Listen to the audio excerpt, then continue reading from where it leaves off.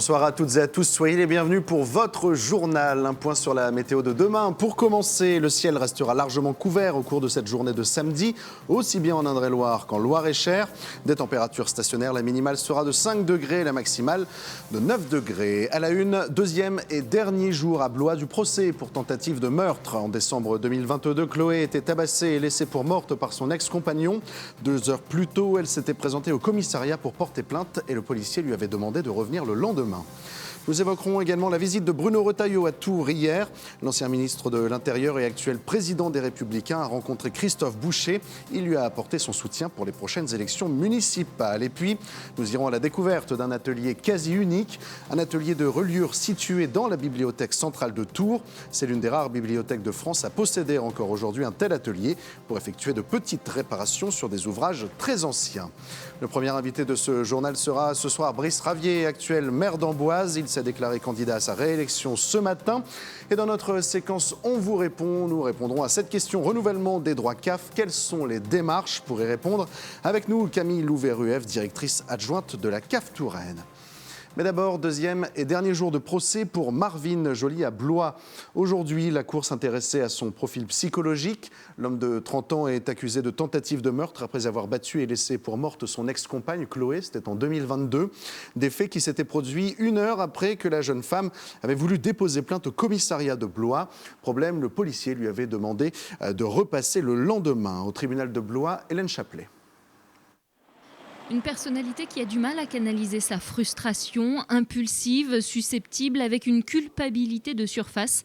Voilà les termes employés par l'expert psychiatre ce vendredi matin pour évoquer le caractère de Marvin, accusé de tentative de meurtre sur Chloé, son ex-petite amie. Un accusé qui se décrit lui-même comme un amoureux obsessionnel avec une jalousie maladive. Ce jour-là, il le dit lui-même, il a vrillé, une réaction liée peut-être à son passé.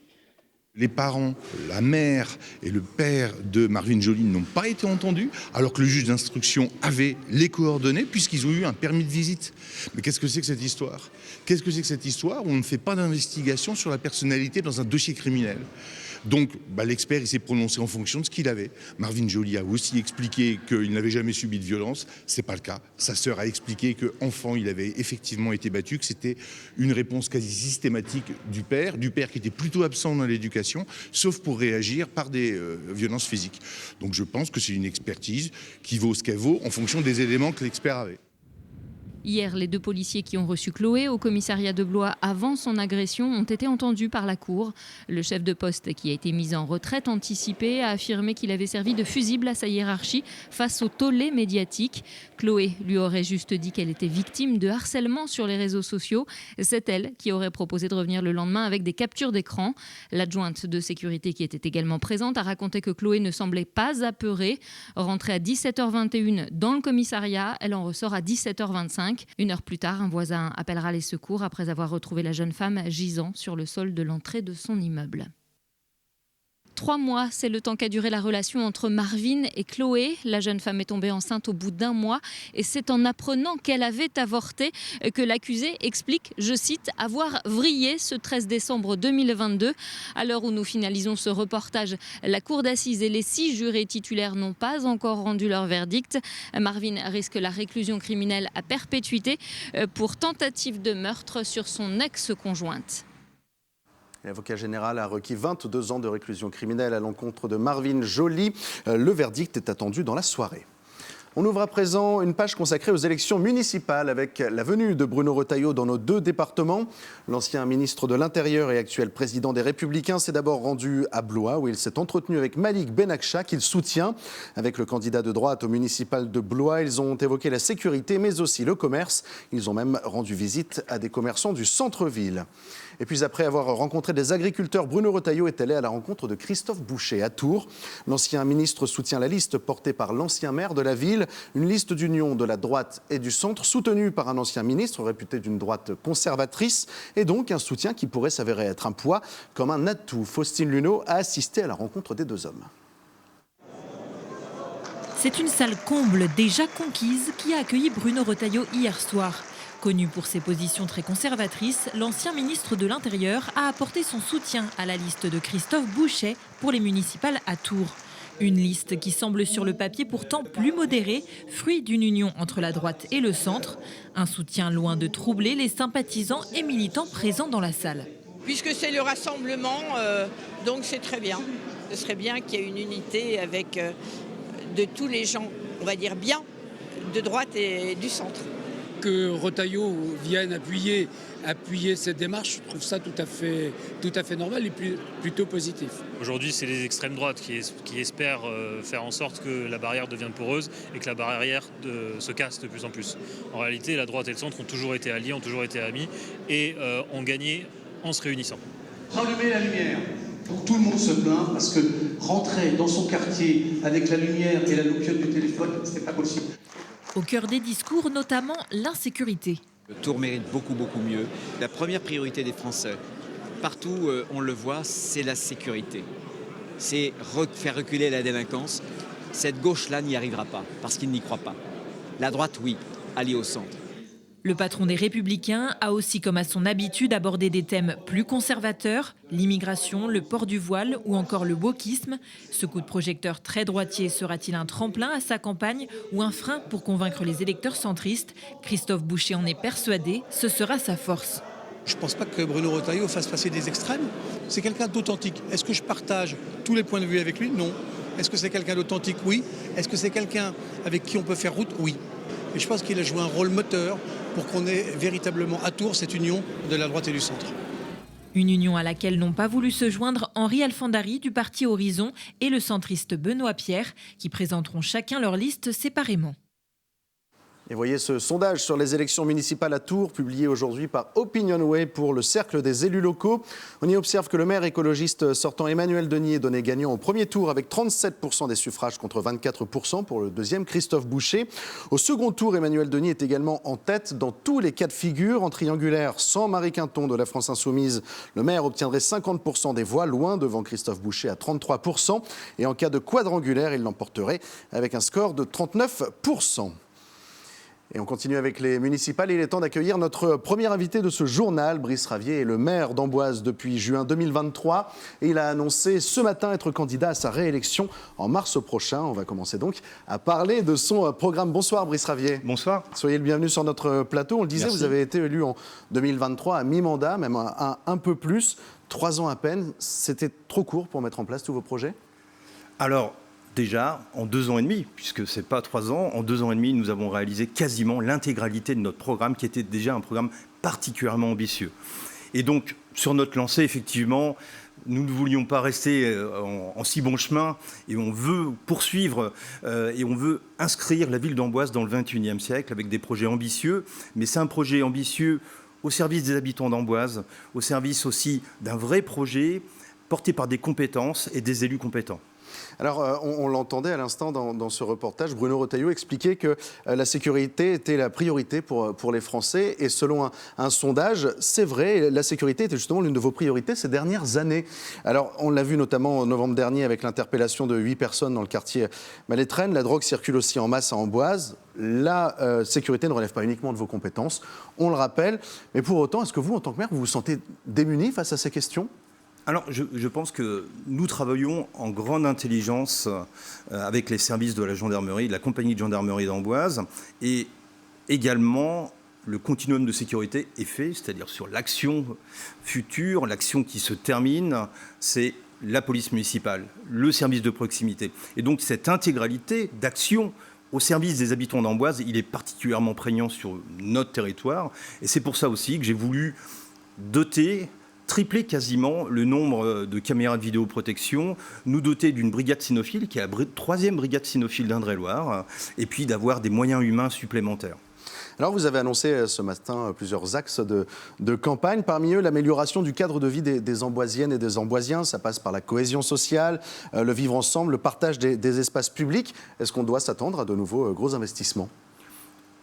Nous avons été particulièrement, effectivement, présents sur les investissements. Nous continuons d'embellir Amboise. Objectif, faire en sorte que les Amboisiens vivent bien, soient heureux de leur ville et soient amoureux de leur ville comme je peux l'être également. Donc oui, il y aura des investissements. Des investissements, ils seront sur la durée du mandat, sur 6 ans, mais toujours pour l'amélioration du service des Amboisiens. Ça passe par quoi? C'est des améliorations de la voirie, des espaces verts, des transports? Effectivement, il y aura de nouveau une réflexion globale sur l'amélioration du transport urbain qui est pris 100%, que nous avons remis en place, qui est pris 100% par la ville, avec des nouveaux circuits, des arrêts peut-être un peu plus proches des services, pour que tous les Amboisiens puissent profiter des services, effectivement. Alors vous évoquez également une démarche de responsabilité dans votre candidature. Parlons environnement, vous souhaitez accélérer cette transition environnementale, ça passe par quoi? On parle de quel domaine? La renaturation, notamment, nous avons... Et il est bientôt terminé, dans 15 jours il sera terminé, un superbe jardin en plein cœur d'Amboise, devant la tour Heurtaud. Et cet espace de renaturation, là où les arbres vont pousser, eh bien, c'est ce que nous voulons faire. C'est-à-dire, nous voulons enlever un peu de minéralité et faire en sorte qu'il fasse bon vivre, qu'il y ait des îlots de fraîcheur et que ces espaces verts puissent être profitables à tous. Donc vous révélerez le 6 février prochain le détail de votre programme. D'ores et déjà, vous savez comment vous allez financer ces mesures que vous proposez. Ça va passer par une augmentation de l'impôt, il va falloir rogner sur d'autres choses. Comment est-ce que vous comptez vous y prendre? Nous avons particulièrement été habiles sur ces 2 ans et demi, sur ces 3 budgets, avec une recherche systématique de subventions, et nous avons particulièrement été soutenus, et c'est par les services de l'État, par les fondations, par les services du département, la région, et nous continuerons à aller chercher ces subventions. Et puis, effectivement, il faut être malin, et c'est ce que je dis assez régulièrement, il faut être malin dans ce que l'on fait, investir pour dépenser moins aussi, et être particulièrement vigilant. Mais nous sommes particulièrement vigilants au budget de la ville, et nous sommes particulièrement aussi parce que nous sommes des Amboisiens qui voulons aller de l'avant. Et notre slogan, partageons nos forces, construisons l'avenir, s'inscrit pleinement dans cette vision-là. Dernière question, très rapide. Est-ce que cette candidature est soutenue par des partis politiques pour l'instant? Est-ce que vous pouvez nous le dire? Alors notre liste, elle est totalement, elle n'a pas de ligne politique, mais après effectivement chaque colistier est tenu et apprécie. Donc nous avons une liste qui va des Verts jusqu'au centre droit. Voilà, c'est très large, mais c'est ensemble et c'est Amboise qui gagne. Eh bien voilà qui est dit. Merci Brice Ravier, candidat à votre réélection à la mairie d'Amboise. Vous ferez face avec votre liste Partageons nos forces, construisons l'avenir aux Républicains Maxime Maintier et à Geoffrey Poinlanne pour le Rassemblement national. Merci Brice Ravier. Merci beaucoup. Retour à présent sur la grève de 10 jours des médecins libéraux. 10 jours qui s'achèvent aujourd'hui avec cette annonce du gouvernement, l'abandon de la limitation des arrêts maladie, mais aussi de la possibilité pour la sécurité sociale de baisser les tarifs de certains actes. Une première victoire pour les praticiens qui restent cependant prudents. Écoutez. La profession, les syndicats restent malgré tout méfiants et prudents par rapport à ces déclarations, dans le sens où elle n'engage pour l'instant que la ministre, et dont on attend une confirmation législative. Il va falloir qu'on soit encore très vigilant, parce que dans les semaines à venir vont venir une série de projets de loi qui vont nuire notamment à la liberté d'installation, un projet de loi transpartisan Garot, notamment, sur lequel il va falloir être particulièrement vigilant, parce qu'on rappelle qu'il n'y a pas de zones surdotées en France, il n'y a que des zones sous-dotées ou des zones éventuellement normodotées. Donc si on enlève des médecins dans un secteur, ce secteur va mécaniquement devenir sous-doté.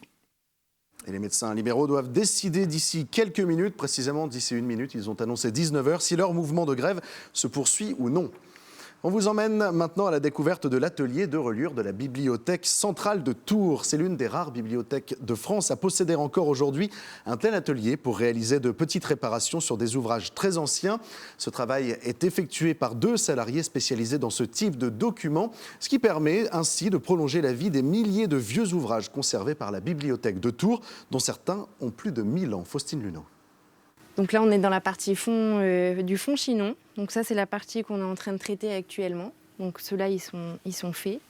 Cette pièce, en sous-sol de la Bibliothèque centrale de Tours, abrite une partie des 19 500 documents anciens conservés ici. Tous ne sont pas en très bon état, loin de là. Heureusement, un étage au-dessus se trouve l'atelier de reliure de la bibliothèque, l'un des derniers en France. Ici, c'est un peu l'infirmerie pour ces vieux ouvrages. Jusqu'à 1000 d'entre eux passent chaque année entre les mains expertes de Chaubat et Constance. Et pas question de gommer les tâches à la manière habituelle. On va faire un premier état des lieux pour voir si le document est gommable ou pas, parce qu'il y a des documents sur lesquels on ne se permet pas de le faire parce qu'on peut prendre le risque d'enlever des couleurs, d'endommager le document. Donc en fait, le principe, c'est de prendre de la gomme et de venir frotter le document pour essayer d'enlever le plus possible les petites taches ou les petites poussières qui sont accrochées sur le document. Aujourd'hui, on est plutôt sur de l'imprimerie un peu plastifiée, alors que les documents plus anciens, c'est du papier qui a plus ou moins bien vieilli, qui est plus ou moins acide. Du papier qu'il faut donc manipuler avec beaucoup de précautions.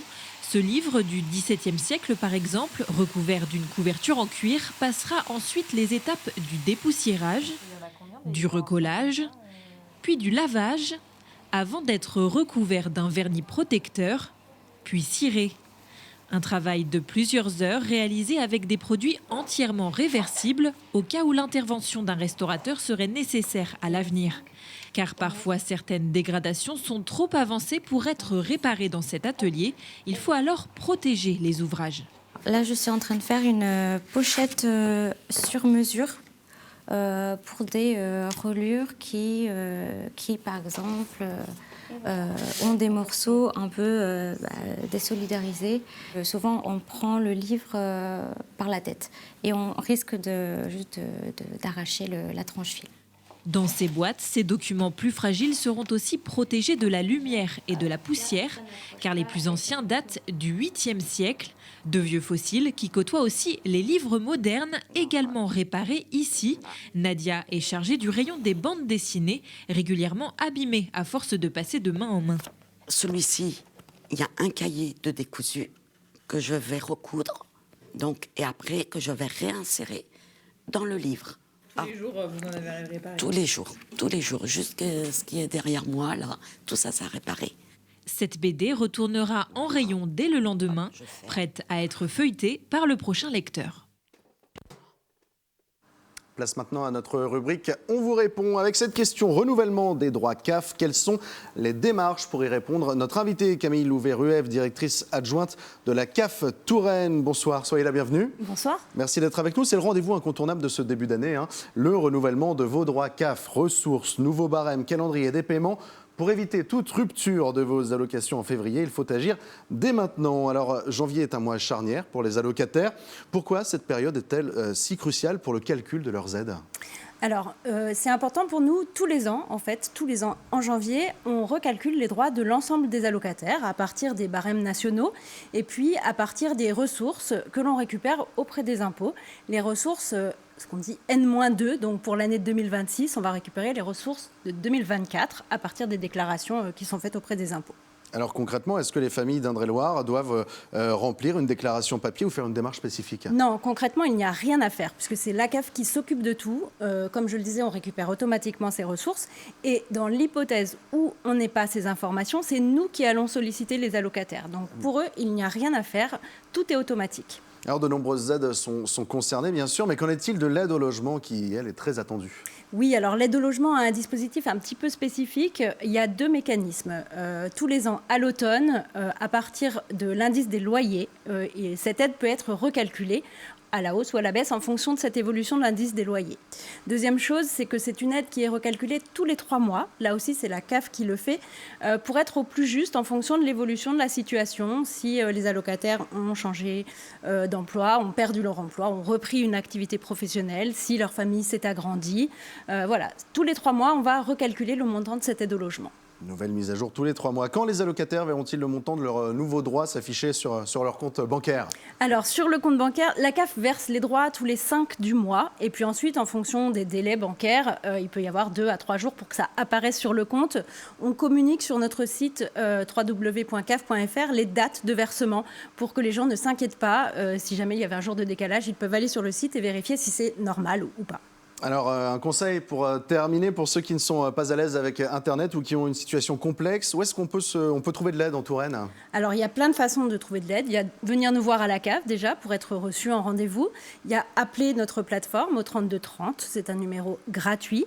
Et puis, si les personnes veulent être reçues sur les territoires, nous avons des permanences que l'on trouve dans les annuaires basique. Si les gens ne sont pas à l'aise, c'est pas la peine qu'ils aillent sur le site puisqu'ils ne sont pas à l'aise avec Internet.